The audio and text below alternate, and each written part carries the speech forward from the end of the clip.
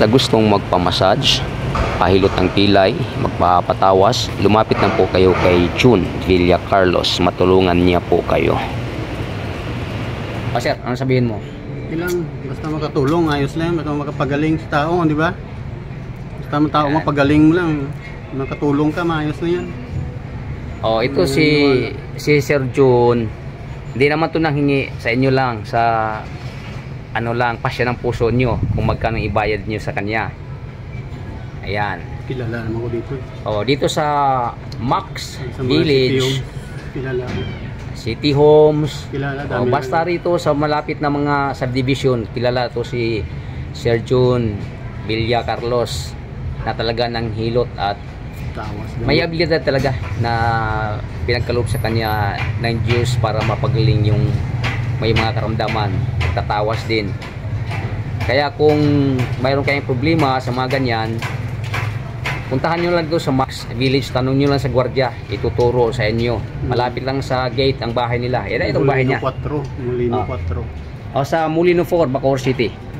Ayan ang bahay niya. May puno ng ano ba yan? Atis. Ito sa street na to.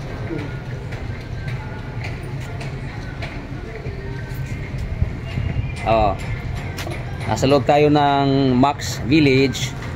Yan, kung makikita nyo ang tapat ito, taas.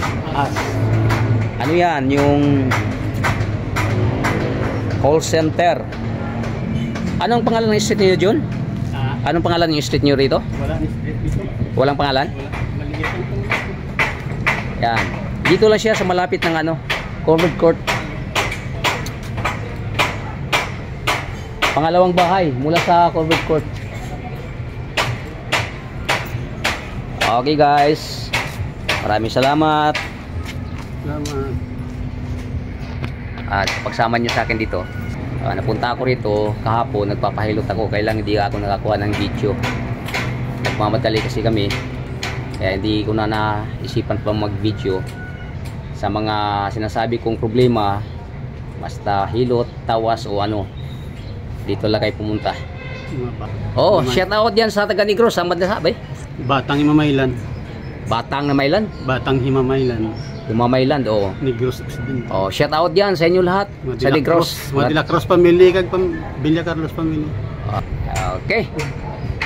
Medyo mahaba din yung video natin. Bye-bye na at mag-ingat ang lahat. Kalusugan, ingatan, pangalagaan dahil higit sa lahat ng kayamanan na mayroon tayo dyan. Bye-bye. God bless.